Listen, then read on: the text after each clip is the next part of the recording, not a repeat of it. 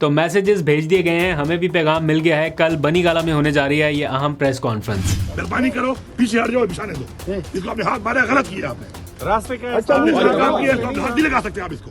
किसी और की प्रॉपर्टी को हाथ भी लगा सकते हैं इस तरह। सीधी राह रास्ता बंद किया हुआ था, क्यों? पुलिस हमारे पास भी है, फिर हाथ डालोगे ना, एक मिनट हाथ डालोगे ना, इसमें भी हाथ डाल सकते हैं। गलत बातें मत करो, समझाओ इसको। पीछे हो जाओ, जरी को तुमने हाथ कैसे लगाया? निकलो, पीछे करो, आपसे बात हुई है मेरी, पीछे हो जाओ यार। इजलास हुआ है, कोई फैसला हुआ सर? पड़ता फैसला ये हुआ कि धरना जारी रहेगा।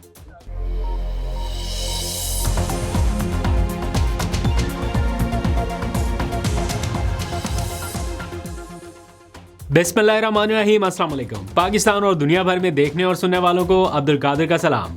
पाकिस्तान में 17 फरवरी का आगाज हो चुका है। Another back breaking day just comes to an end because आज भी बहुत भागदौड़ रही है। इधर केपी हाउस, उधर से पार्लियामेंट, उधर पार्लियामेंट लॉजेस और फिर और बहुत सारी खबरों के बीच बीच में आपको साथ साथ व्लॉग्स बना के अपडेट भी करना, तो ये थोड़ा मुश्किल मरहला रहा मेरे लिए। बहरहाल अभी वापस आ गए हैं, लेकिन पूरे दिन का खुलासा और कुछ नई अपडेट्स आ गई हैं।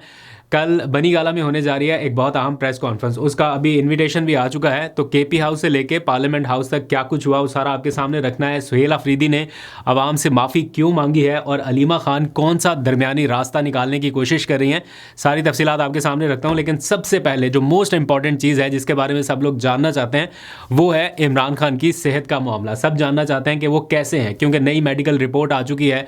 उसमें क्या लिखा गया है, क्या उसके ऊपर यकीन करें, कौन से डॉक्टर की बात माने। जो इमरान खान के ज़ाती मौलिज हैं वो कह रहे हैं कि हमारे सामने रिपोर्ट्स तो रख दी गई हैं जिनको पढ़ के ये लग रहा है कि वो तबीयत उनकी बेहतर है या हालात बेहतरी की तरफ गए हैं। लेकिन चूँकि मैं ख़ुद मौजूद नहीं हूँ वहाँ पे, डॉक्टर्स ये कहते हैं कि चूँकि ख़ुद वो मौजूद नहीं थे इस पूरे प्रोसेस के दौरान, तो वो ये नहीं कंफर्म कर सकते, ना ही इसको डिनाई कर सकते हैं। इस सारी सूरत हाल में दिल की तसल्ली के लिए या वैसे ओवरऑल भी पार्टी के रहनुमा वो ब्रीफिंग के कुछ पॉइंट्स जो हैं वो अपने कारकुनान को या अपने लोगों को बता रहे हैं कि डॉक्टर्स की ब्रीफिंग के दौरान इस हद तक तसल्ली दी गई कि इमरान खान साहब थोड़ा बेहतर महसूस कर रहे हैं। किन लफ्ज़ों में बताया गया है, ज़रा सलमान अकरम राजा की गुफ्तगू सुनिए, फिर बात आगे बढ़ाते हैं। उनका नाम हमने ही दिया था पूछकर डॉक्टर आसिम यूसुफ से, और डॉक्टर आरिफ ने वो खासी हौसला अफजा हैं।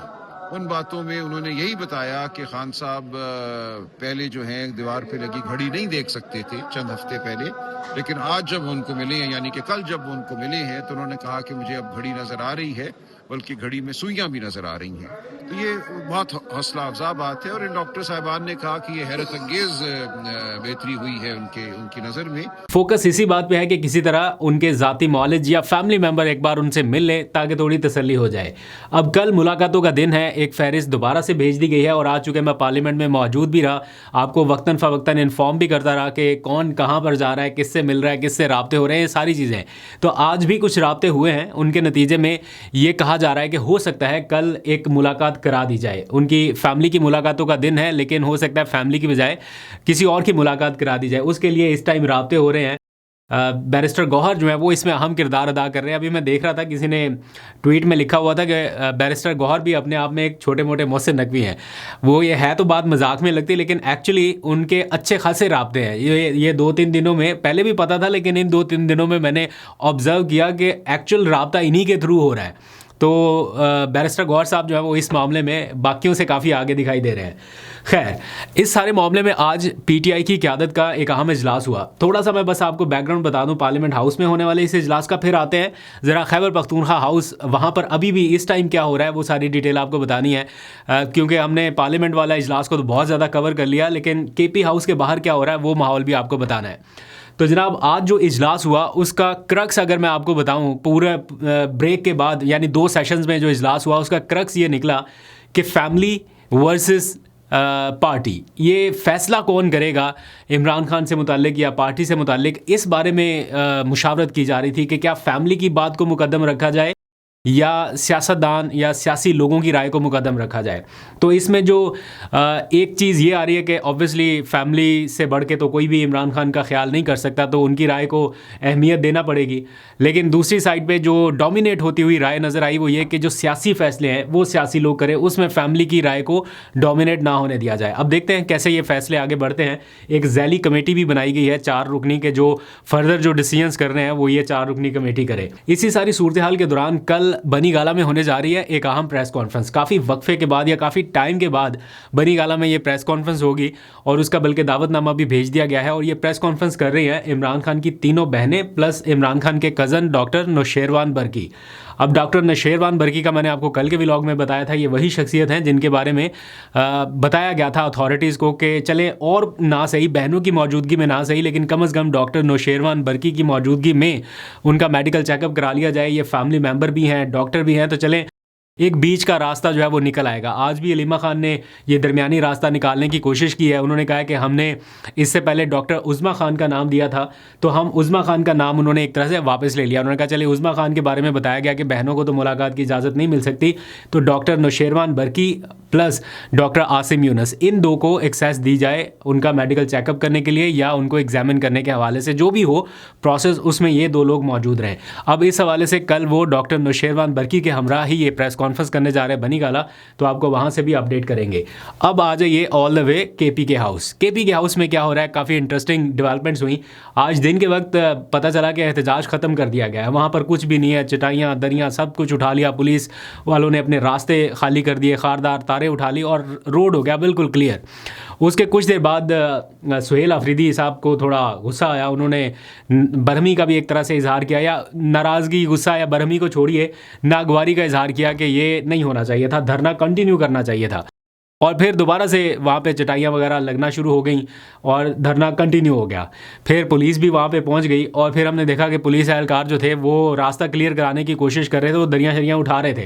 तो अली अमीन गंडापुर सामने आए और वो थोड़ा उलझ पड़े पुलिस एहलकारों के साथ कि ये आप क्यों कर रहे हैं, हाथ क्यों लगा रहे हैं, पीछे हट जाए। उन्होंने काफ़ी ज़रा तलख कलामी की उनके साथ कि जब आप सामने खारदारे तारे लगा के किसी को आने नहीं दे रहे थे तो आपने भी तो रास्ते बंद किए रखे, अब हम यहाँ पे जो कर रहे हैं तो इसको आप किस तरह से रोक सकते हैं, ये हमारी प्रॉपर्टी है, इसको हाथ मत लगाएं। ऑब्वियसली जो केपी के हाउस है वो केपी के की प्रॉपर्टी है भले इस्लामाबाद में, लेकिन प्रॉपर्टी केपी के गवर्नमेंट की है, तो वो कह रहे हैं कि आप हमारी प्रॉपर्टी को हाथ ना लगाएं।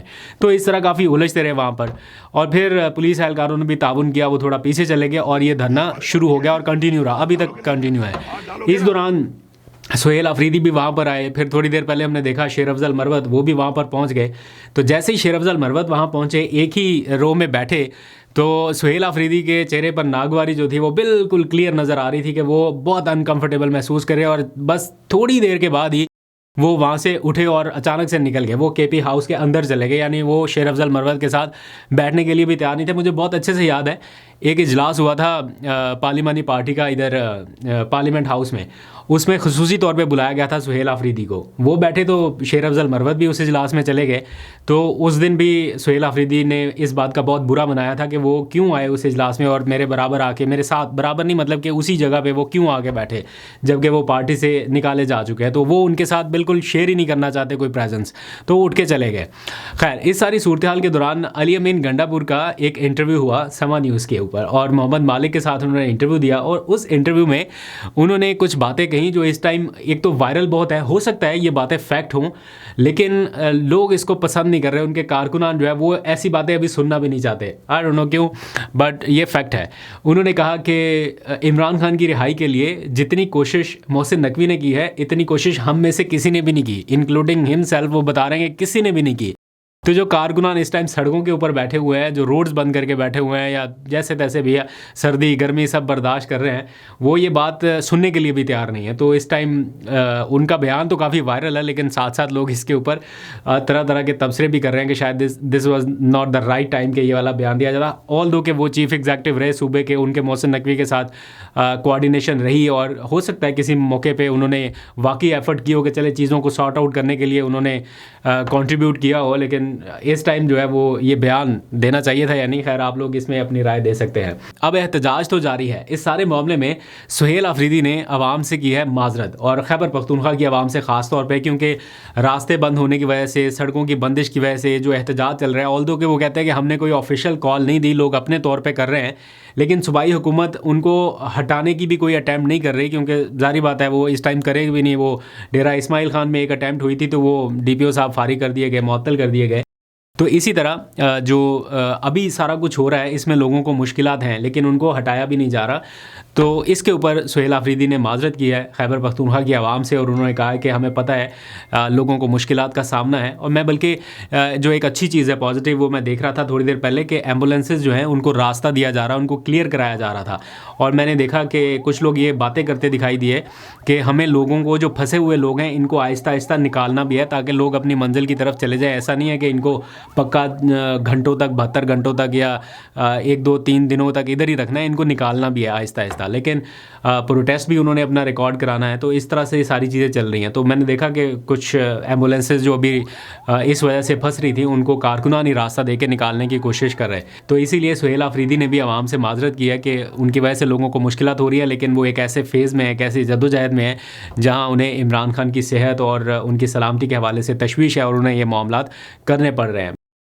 खैबर पख्तूनख्वा को बंद किया हुआ है। मैं खैबर पख्तूनख्वा की आवाम से दिली माफ़ी चाहता हूँ और ये कहना चाहता हूँ, ये रिक्वेस्ट करना चाहता हूँ कि पाकिस्तान तहरीक इंसाफ पर सख्त वक्त है। उनका लीडर बीमार है, उनका लीडर नाहक कैद में है। बहरहाल देखते हैं कहाँ तक ये मामला जाता है। कल का दिन इम्पॉर्टेंट है। अगर कोई मुलाकात होती है तो बर्फ़ पिघलने के ना सिर्फ इम्कानात हैं बल्कि ये धरने भी ख़त्म हो सकते हैं। अब धरना तब ख़त्म होगा जब इमरान खान साहब को हॉस्पिटलाइज़ कर दिया जाएगा या ये सिर्फ तभी ख़त्म हो सकता है जब कोई मुलाकात हो जाएगी, ये भी देखना पड़ेगा। मुझे लगता है इस हालिया मेडिकल रिपोर्ट के बाद और जो ये कहा जा रहा है कि चीज़ों में बेहतरी आई है उसके बाद उनको हॉस्पिटलाइज़ करने वाला जो मामला है मुझे लगता है कि थोड़ा सा वो पीछे चला गया या जो एकदम से प्रेशर क्रिएट हुआ था वो उसमें थोड़ा सा मुझे गैप नज़र आ रहा है इस टाइम, कि वो प्रेशर थोड़ा कम होता हुआ नज़र आ रहा है। फर्दर जो भी अपडेट होगी आपको बताऊंगा। अभी तक के लिए इतना ही। अपना बहुत सा ख्याल रखिए। अल्लाह हाफिज़।